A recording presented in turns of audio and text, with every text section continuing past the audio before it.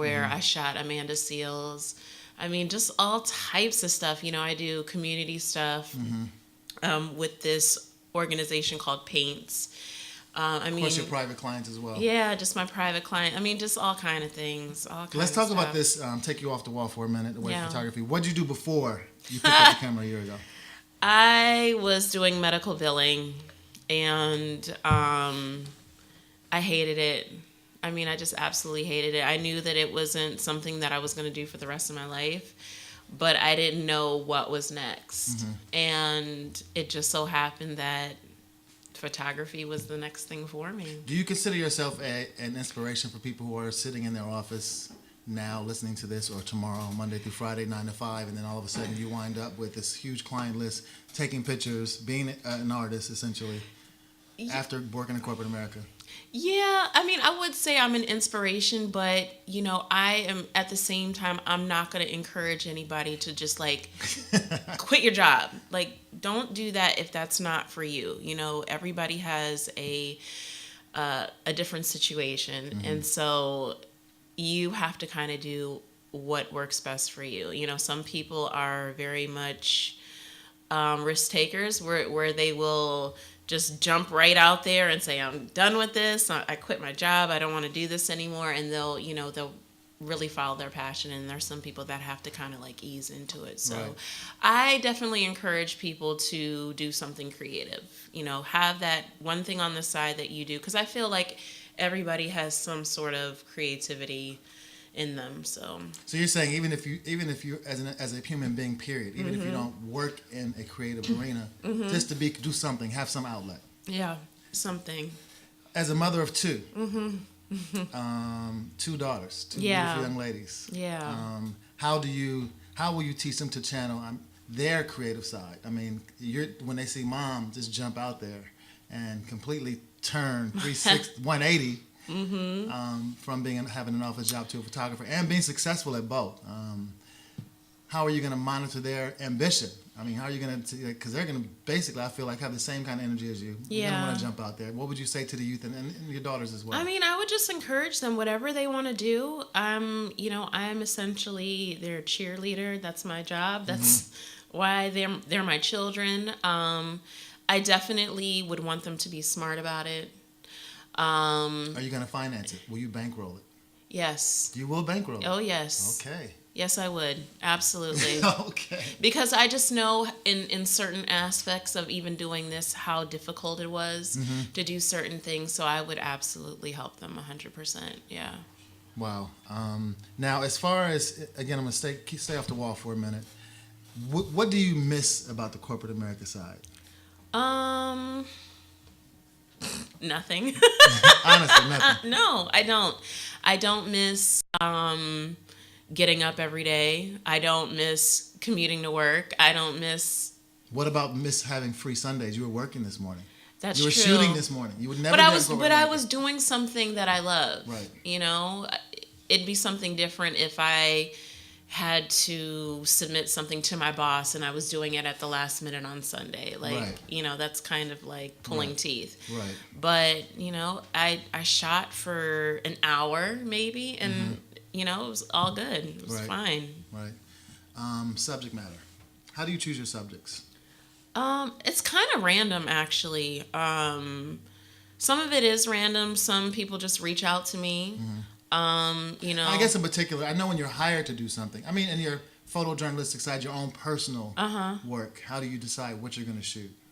It's just the vibe I feel throughout the day. I mean, it could be anything. I could be like in a really happy mood and I'll want to tell a story about that particular emotion, or I might be going through something and I want to tell a story about that as well. Right. So it's pretty much random.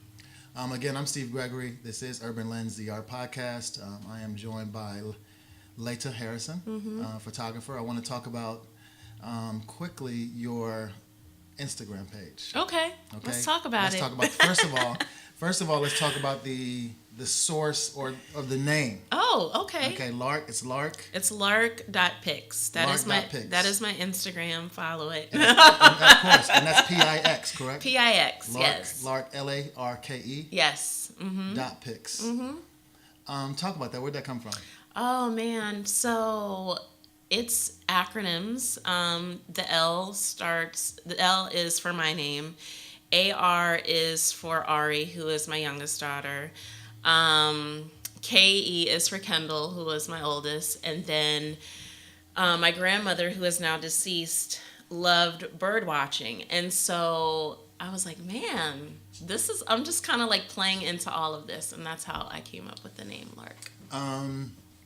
So I want to talk, speaking of grandparents, since you went there, let's just go down the source of your photographer. So it's funny because you said you picked up a camera a year ago, but your great-grandfather was a photojournalist. Yeah. So it's been in your family. So talk about that for a minute. I don't know. I think in some kind of way I'm just picking up where he left off. I mean, just it had to be an itch back there somewhere. It's something. I have no idea what's going on. All I can tell you is that all I hear is that I've progressed a lot more than somebody who's been doing this for quite some time. So I feel like he's got something to do with this for sure. Yeah. Now, you and I talked we're discussing race yesterday. Oh yes, and we were. You said something pretty profound, which is you said one of the best men that I've ever known in my life is a white man. My great grandfather. Yeah. Mm-hmm. And I think that's powerful. Yeah. Because obviously the racial tension going on in America and in the world really. Mm-hmm. And I kind of wanted to, with season 2, kind of get into politics. It's kind of well, not really politics, but social issues. Yeah. And obviously race is a very important social issue. Yeah, racism, very much so. So I think it's interesting when you said that, and you very rarely hear anybody say that, especially someone African American. Yeah. Talk about that part of your relationship with him, the racial dynamic. I mean, he loved me. From the stories that I hear about him, he just took to me as soon as I came into this world. Were you the firstborn? I was the first grandchild, yes. And my grandfather, who I am taking all this photography stuff from, he wasn't so excited about my existence. So the great-grandfather wasn't a photographer. Your grandfather was a photographer. Okay. Mm-hmm. And so, he just, from what I hear, he just made sure I was happy. I would always be in his tractor on his farm. What was his name? His name was Pep, but his full name was Paul Mikesel. So you were on a farm on a tractor with a white man named Pep. In Pennsylvania. Wow. Okay, what was your grandfather's name? His name was William Porter. William Porter. Yeah. And he wasn't so happy with the whole mixing of races and black babies coming home. Not at all. He wanted to divorce my mom because he was like, I'm not having any black children in this house. Wow. Yeah, it was a lot of tension. What do you mean divorce your mom? Like he wanted to disown her. He did not want her to be part of the family. And my grandmother was like, absolutely not. That's not going to happen. So, they actually divorced because of all of this. Oh, yes. What? Yeah. Your grandparents divorced? Yes. Mm-hmm. His heart just wasn't going to have it. Nope. And was he from Pennsylvania as well? Yeah. Mm-hmm. Wow. Yep. Wow. Mm-hmm. Sticking to that time period in your life, when you were a child, do you have any pictures of Pep or any of that I do. era? You do? I do. I have oodles of scrapbooks and all types of things with his pictures in it. So. And this grandfather, who we're going to love despite. Yeah. Despite I still love him because he taught me a lot. Absolutely. Do you have pictures of him? And did he take any pictures of the family? Like professionally? Yeah. He did? Yeah. He has a couple of things that we're actually looking for right now in some archives. So wow. Yeah. Did he work I know he did it professionally. Did he ever show? Did he exhibit? Or was he a newspaper? Was he just strictly a photojournalist? It was more so with the local newspaper, and he did a couple of things with National Geographic, but that's about it. It's funny when you think about, I guess, being an artist, being a photographer, especially when you think about the National Geographic, all you remember as a kid is African women with topless, right? Yeah. So how do you work in that field and still have the same kind of emotion that he had? You know what I mean? That's interesting. Yeah. I don't know what to say about that, but I know that as time progressed, he definitely warmed up to me That's a lot great. more, and That's we great. had a better relationship closer to his passing. That's great. Yeah. That's great. Now, your grandmother, what kind of woman was she? Man, she is, or she was just a tough cookie, but she was always there when I needed her. She had to be tough to really Yeah. stand up to her husband and say, "This is not," Yeah. you know what I mean? That takes courage. Yeah, I mean, she was just the foundation of the family, and you know, her passing really affected me a lot. And How long ago was that? she passed away 2016, December 2016. It was like a couple days after my oldest birthday. Yeah.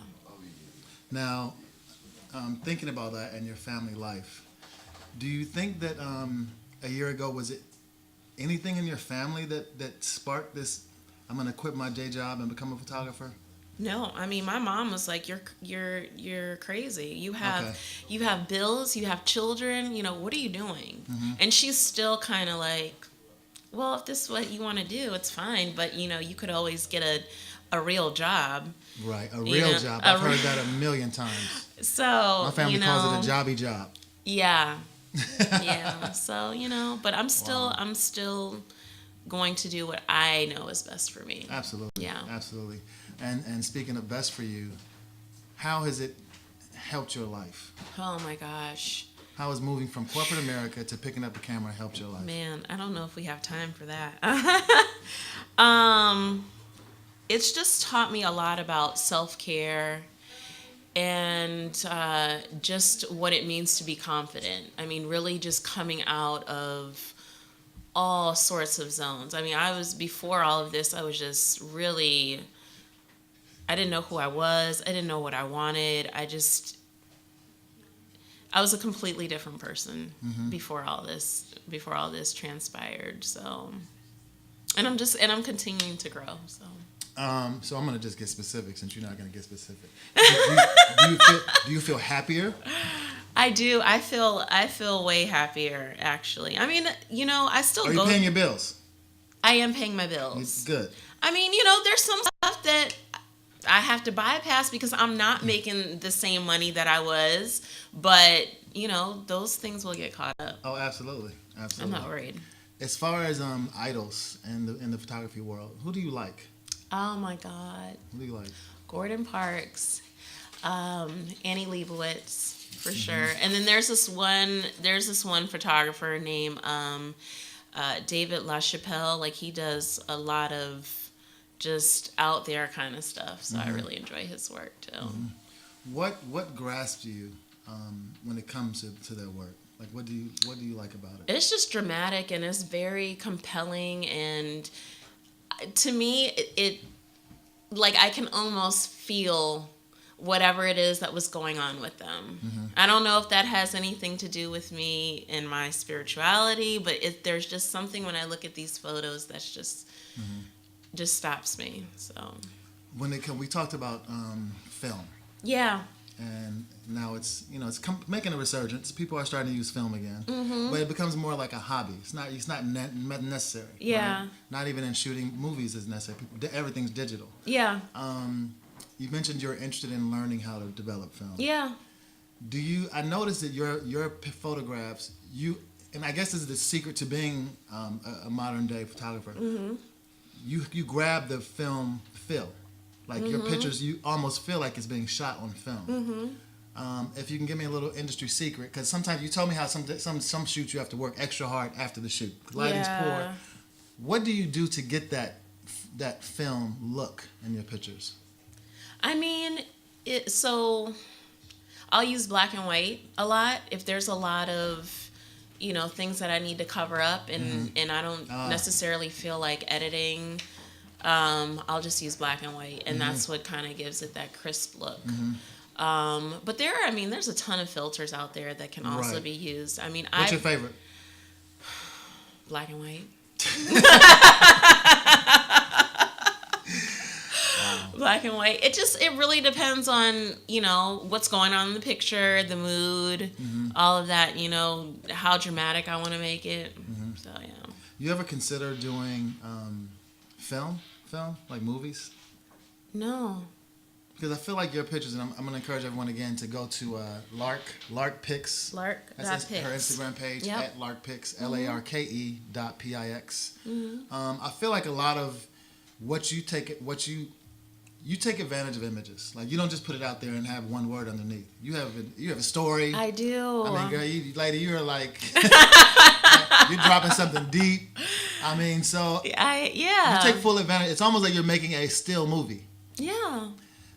So that's why I said I think you'd be a good filmmaker as well. I do feel like that. But what do you come up with the message first or the picture first? Do you have like, okay, I have this I want to say. Let me find one of my pictures and say this. Sometimes, yes. I feel that, yeah. Sometimes I'll do that, or sometimes it'll be switched where I'm looking at something and then the words come, or the words will come and I'm just like, okay, I can put this picture with this and tell this storyline. Because and people listening, they always have these, what are they called, social media, like pundits or philosophers. Yeah. And you get tired. Everybody's got some kind of philosophy. Oh, do this, work hard, whatever. Yeah.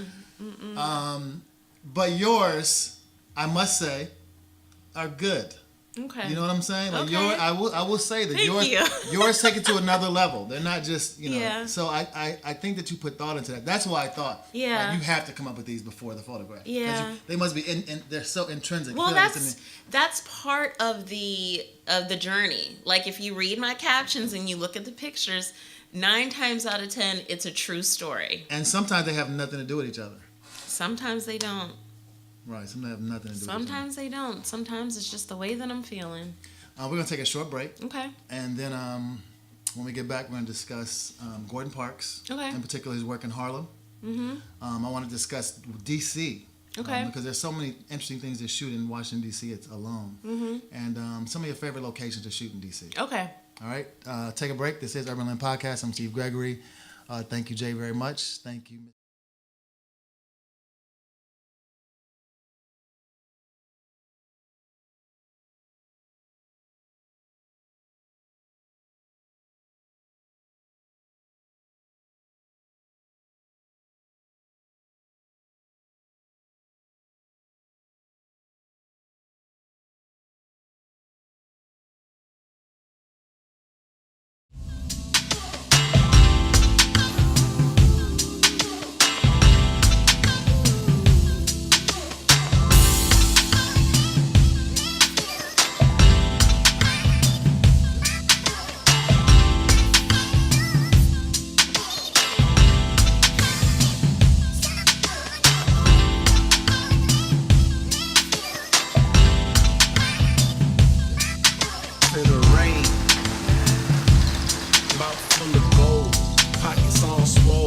Bad bitch jocking, riding 24s, swerving through lanes, ducking from the troll. City of the heat, but I can make it snow.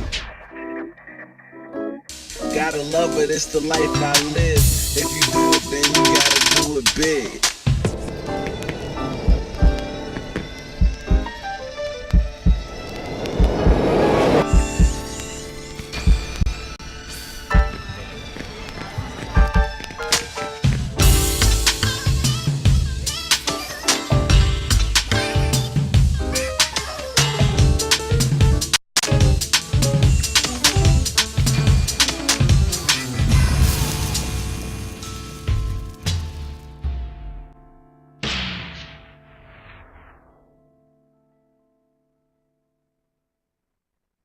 Ça va faire un gros épisode.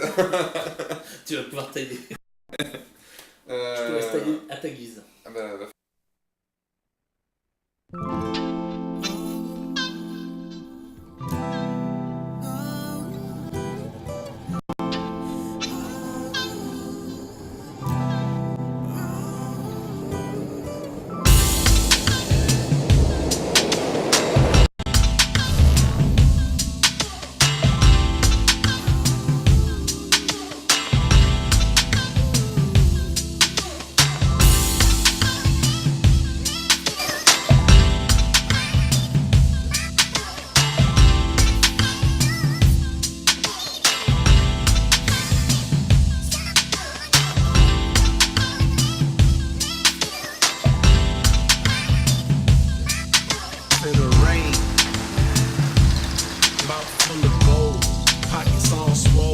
Bad bitch jocking, riding 24s. Swerving through lanes, ducking from the troll. City of the heat, but I can make it snow. Gotta love it, it's the life I live. If you do it, then you gotta do it big.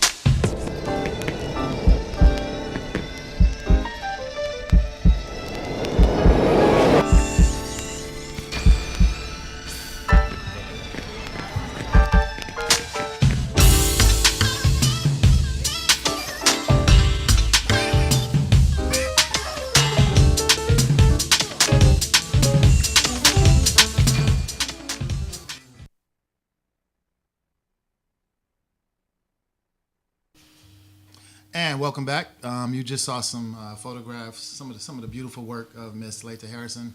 She is my guest here on Urban Land Podcast. Again, I'm Steve Gregory, and I want to thank everyone for tuning in live on listenvisionlive.com, and also people who are going to be listening on the podcast, which I'm excited about. So I know episode 1 is not up yet, but I will get 1 and 2 up very shortly. I'm trying to do something new and package it and improve myself this season.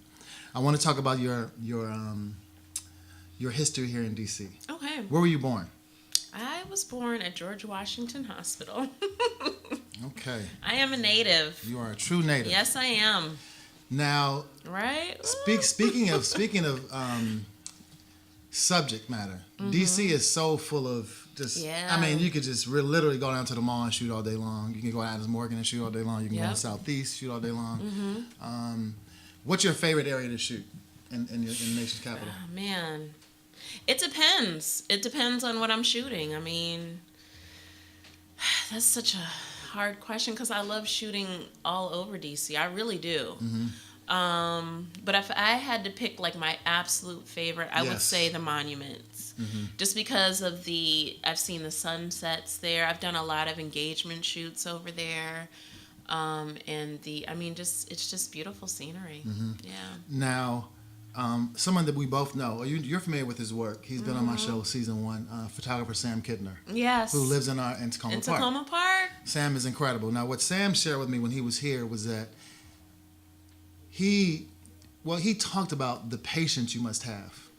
Yes. Waiting for that shot. I mean, he talked about he'd be down on the mall for hours. Yeah. And Sam has one shot that it's of the mall of the cherry blossoms area, and there's a wedding party in the picture. He didn't plan that wedding party. It just happened he had been there all day, and the wedding party showed up.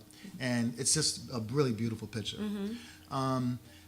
Talk about that patience that it takes to be a photographer and waiting for that shot. Man. So you have to be very forgiving with yourself. Photography is not one of those things where you just pick up a camera and you start clicking.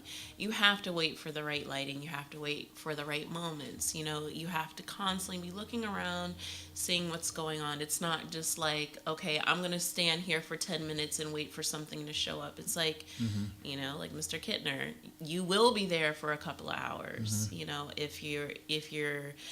If you have something in mind and you want to capture that image, absolutely. I mean, that's interesting. It takes a lot. Well, I want to ask you because someone like yourself, now that's someone like yourself who does a lot of events and you're contracted by companies to do events. Yeah. How do you translate that patience in an event because you can't? Oh my gosh. Well, so here's the thing about that. With events, I get a lot of, let me see that picture. I want you to take it over. Sometimes I'll do that, and other times I'm just like, absolutely not. I'm not going to. But I post up somewhere, and I'll just snap a little bit here, snap a little bit over there. So you kind of create the whole zen area for yourself. Yes, I do. Because if I don't, I'm gonna lose my mind. It's because events they're hectic, right? And it really is a matter of timing where you have to just be at the right place at the right time and kind of know what to look out for. Like I like to capture people hugging or laughing or just something engaging with other people so you can kind of get that emotion from the event. Okay. Yeah. Okay. Now I want to revisit DC and just kind of talk about really what the history of Washington D.C. what has gone through. Oh my gosh. Exactly. Yeah. So I have to talk about this because since Yeah. black and white is your favorite filter, Yeah. some of your black and white shots are incredible, like the one we just saw of you. Yeah. The black and white component in D.C. Education. Let's just put it out there. D.C.'s changed, and you Yeah. being in Washington and you've seen it change firsthand. Has that impacted your art? No, if anything, and I was just thinking about this on my way here. It's like I want to do a series that shows the evolution of everything that has happened. But me personally, it hasn't changed anything for my art. Okay. No, not at all. If anything, I just feel more compelled to tell a story. Absolutely. Yeah. I mean, U Street alone, I mean, I got here in late 80s, and I can tell U Street is just... Completely different. Yeah, I mean I think that is one of the most profound areas for myself. Being a Howard grad, Yeah. I feel like that area was our stomping ground. Yeah. And it's now completely different. I remember there was at one time maybe 3 shops and Republic Gardens. Yeah. and that was it. That's right. and bar none. That's right. Republic Gardens and bar none, and now That's it is. right. It's everything else. absolutely, absolutely. Jumping back into photography, if you could shed some light to, again, I want to go back to young aspiring photographers. What makes you different? Like, what makes your work different? What makes you get the job by raw art? Like, how did you get and I know it's Instagram, but I mean, technically speaking, what did you do to make your craft so appealing? I just kept shooting. I kept shooting. That's really it. I mean, I just got out of my comfort zone. I asked people for help. I can't tell you how many times like I've tried to partner with other shooters and no response, any of that. But I was able to find people that... When you say partner with other shooters, like, what does it mean? People to teach me how to shoot. Because there are some things that I don't know how to shoot. And I think with this, it's really important to be open to learning. And also learning how to accept no, because that is what will make you stronger. With these events, again, there are people that have told me no, but I was just persistent, and that's what you have to do when you're in this. A story that I like hearing from you is when you talk about the first picture that you snapped that you liked. I remember the picture. Do you know what I'm talking about? What picture are you talking about? You said it was one that you took a picture of your feet in the sand or in water. Yes. Talk about that moment in the picture. Kind of set it up for people listening, because you said it was the first time you realized I could do this. Yeah. So I bought an iPhone. Before that, I had a BlackBerry. Loved my BlackBerry, but it just kind of like died or whatever. But I bought an iPhone and... Too corporate. BlackBerry was your corporate side. Yeah, I know, right? So, I'm just playing with the phone, and that's about that time, that's when I had joined Instagram, and I was like, what the heck is this Instagram stuff? What is this? What is the big deal? So I took a picture, and I really like the composition of the picture. I like the colors. I like how crisp it was, and I just kind of like the angle, and I was like, this isn't so bad. And what was it of? It was of my feet. I had on some New Balance, like those Vibram shoes. And the ground that I took my feet on just was covered in rocks. So the colors were they were kind of all over the place, but it was a really good picture nonetheless. I don't have the picture anymore. But that's kind of when I knew that I really wanted to... Did you show anyone else the photograph? Yeah, I posted it. You did? Yeah. On Instagram? Yeah, but... So it has to still be there? No. So... Somewhere. So, you know how we all go through our moments of where we don't want to be on social media anymore? So my social media account has changed a lot. Okay. Over the years, so... Not good for business. No. So you're gonna stick with LARP. Yes, because I'm happy. I'm happier. Amen. I'm way happier. Yeah. So we talked about your hometown. Now let's talk about the world. If you could shoot anywhere. Oh my God. If you could shoot anywhere, take a minute. One place. Well, I'll give you 2 places. And say why. Okay. Hawaii. Okay. Because of the black sand beaches.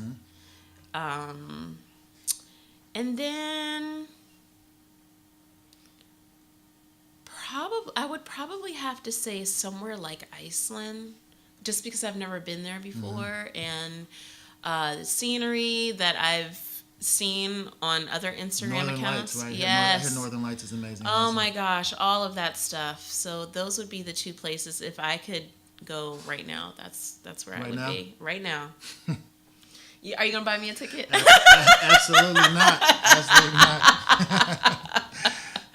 But I think that Iceland is. I've heard beautiful things about Northern Lights. I really have. For sure. I've heard beautiful things about it.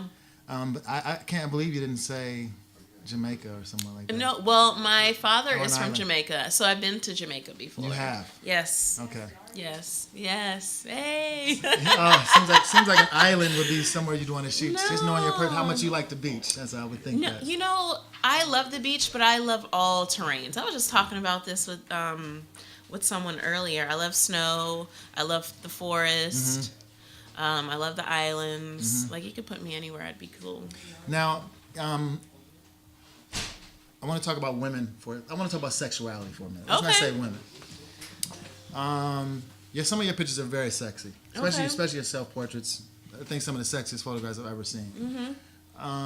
Do you? And obviously, again, Instagram is full of sexual pictures. That's pretty much, you have models with 20,000 followers. Yeah. Who are, just models, million followers. Yeah. What do you think about sexuality in your art form, in photography?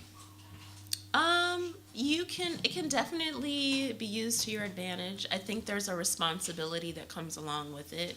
Like, for me, I feel sexy, so I want other people to see that. I think it's, I don't think there's anything wrong with capturing the way that I feel. Now, where it becomes a little bit questionable is if, like, I'm not all the way covered up and I got, certain parts showing that might be a bit too much for, my particular taste. So I think it's just, just using discretion. And so it has its place, but right. With me, not so much. Yeah. Do you feel like it's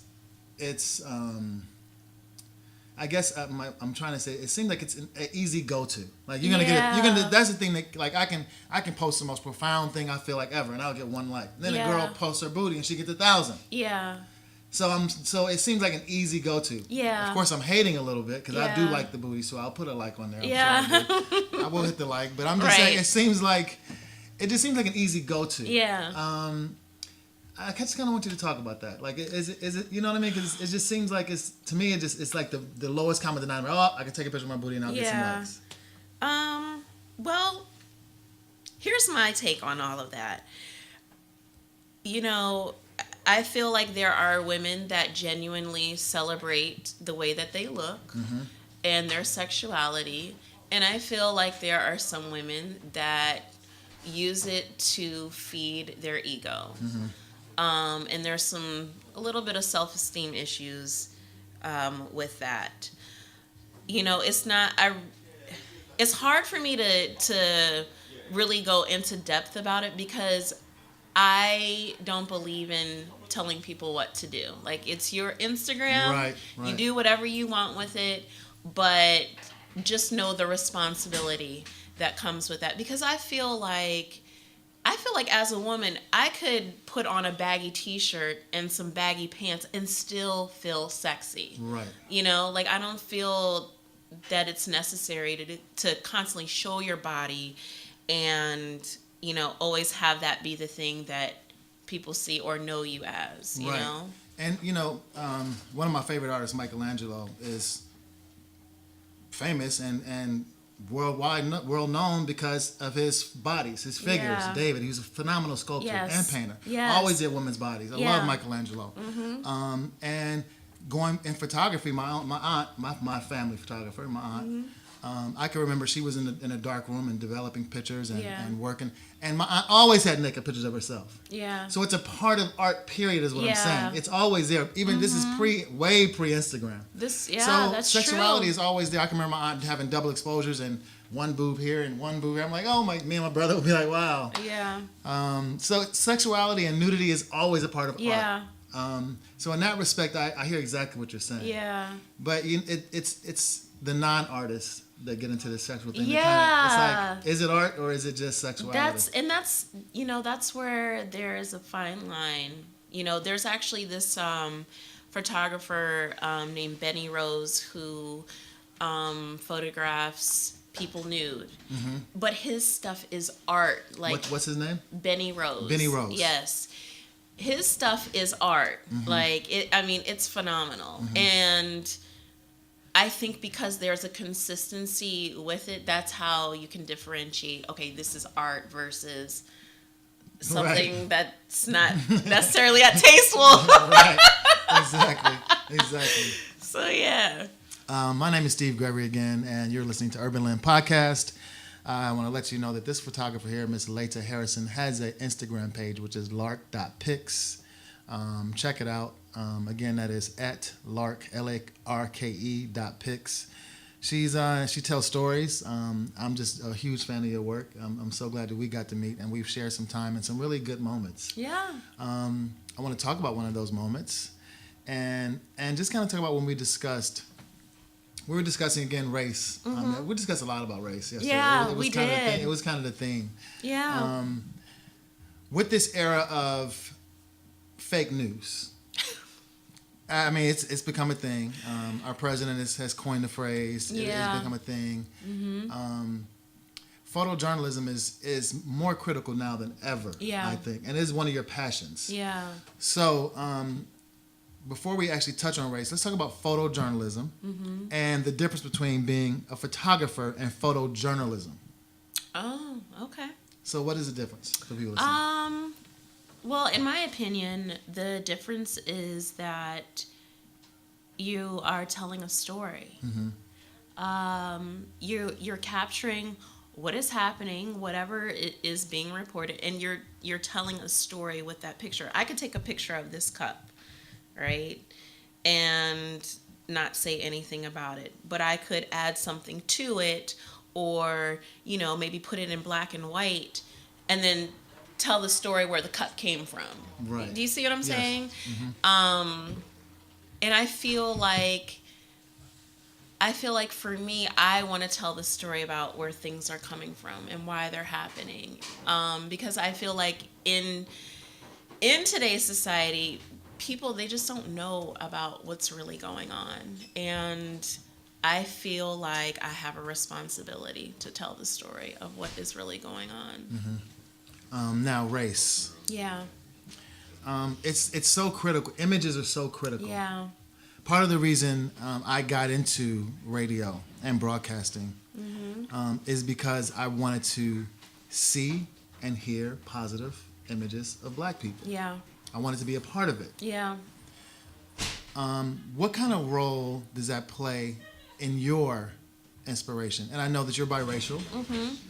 What kind of role does that play in your inspiration? Because I see your subject and I see your picture, so I think it's important to you. I see you telling that story. Yeah. Absolutely. And what kind of social commentary would you like to make through your photos about race in America? I mean, I personally want people to understand that, there is this whole other narrative about how black people are viewed.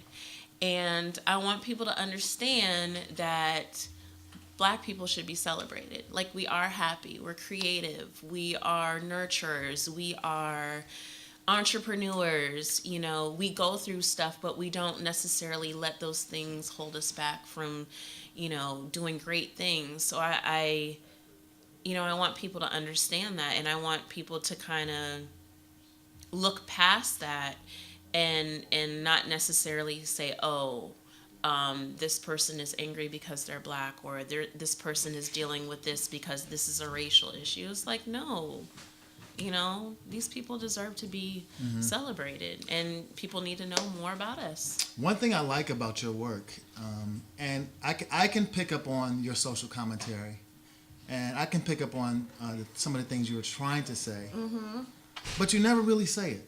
You know what I'm saying? You don't really say it. You really don't. It's understated. It's really understated, and it's powerful. I can tell that race is important to you and what's going on in our community. Yeah. And I'm not saying it's. I mean, you cover everything, white, black. I love your work and the diversity in your work. Yeah. But I can tell that there's something you're trying to say and that you're giving off, but you really don't say it. And I think that's beautiful. Yeah. I really do. I just think that there are things that I am not ready to completely, be so open with yet. But I also feel like I don't really have to, because, those are somewhat personal things. I mean, I do share a lot, but at the same time, it's like, okay, I need to have something for myself, and if people want to, ask me about a certain piece of mine, then yes, I'm willing to talk about it. But since it's, specifically my photos that are so, I'd rather just say my piece about it and get what I need from it.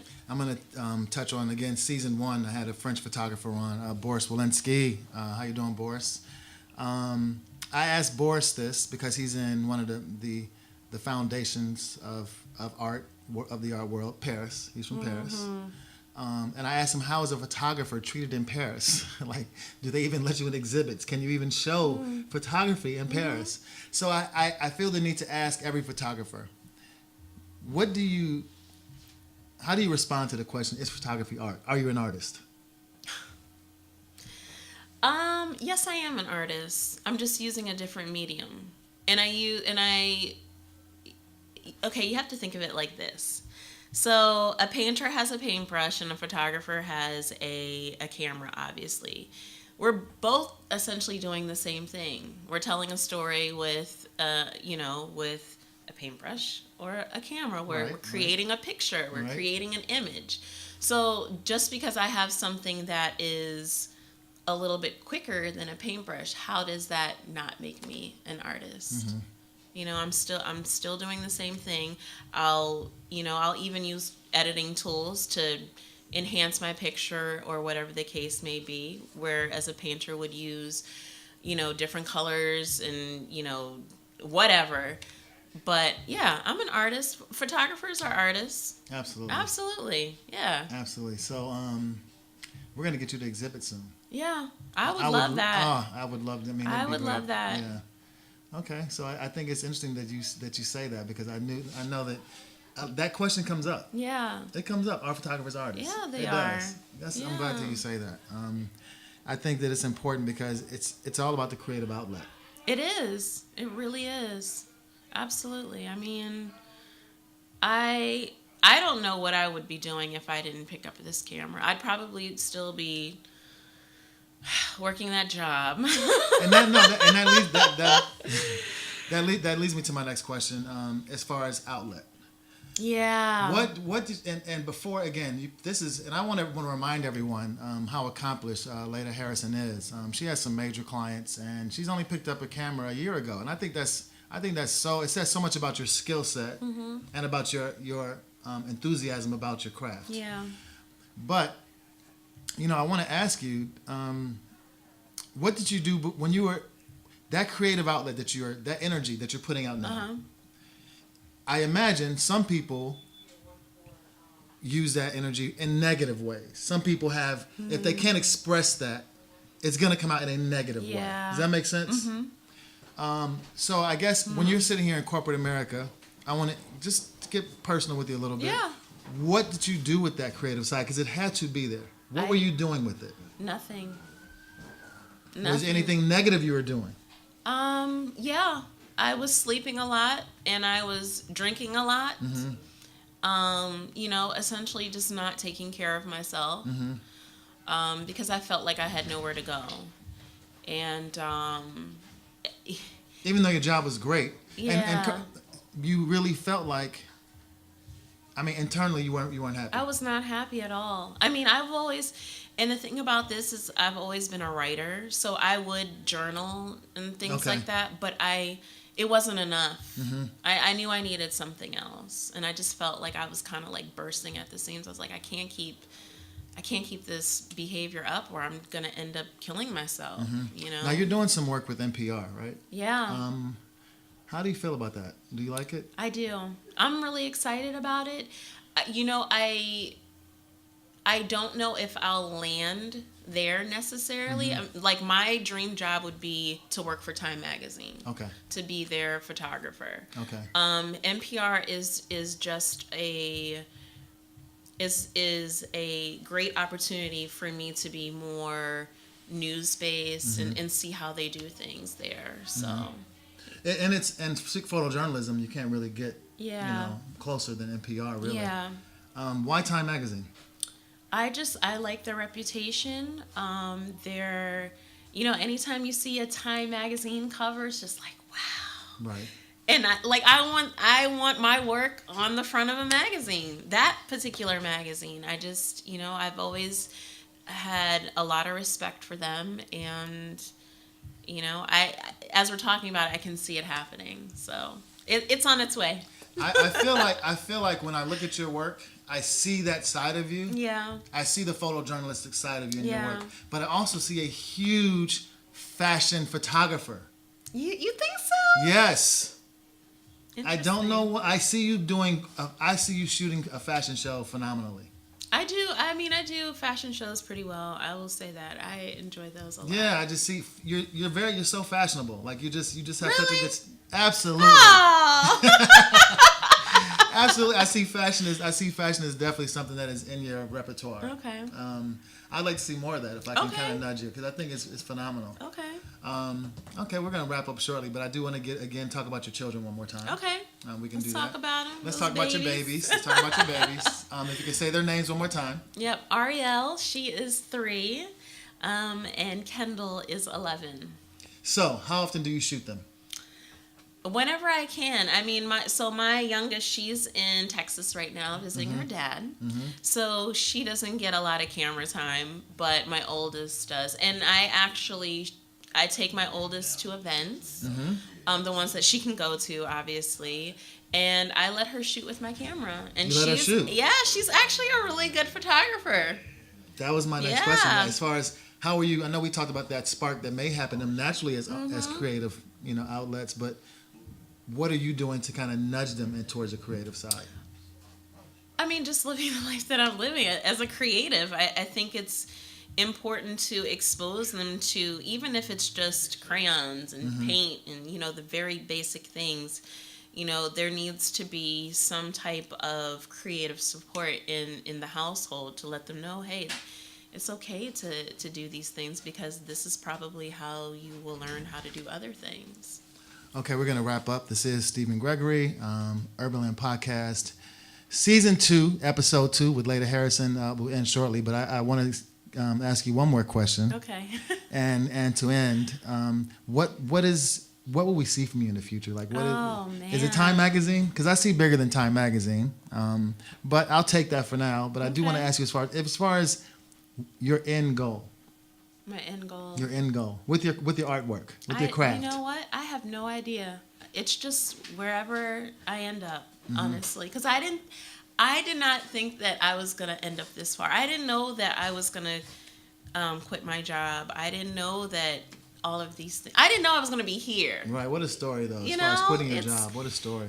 All of this has just been like, just take the chance and run with it. Just keep going. Whatever it is. Get you out of your comfort zone. Just keep going.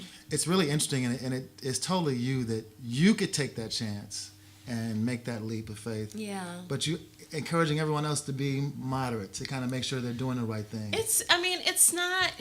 I wouldn't say it's moderate. I would say just do what feels right, but know that you are going to have some moments where you do have to step out a little bit, because I was that person like, oh my God, should I be doing this? Oh my God, this is, I don't know if this is going to end right. But I'm telling you, every single time that I did something when it came to my career as a photographer, it ended up working out very well. What camera do you shoot with? Nikon. Nikon. Yes. And that'll do it. Yeah. That'll do it. Thank you very much for listening. This is, again, Urban Land Podcast. I'm Steve Gregory. Check out Ms. Leda Harrison's work at lark.pics on Instagram and follow her. Thank you very much, Leda. Yes, you're welcome.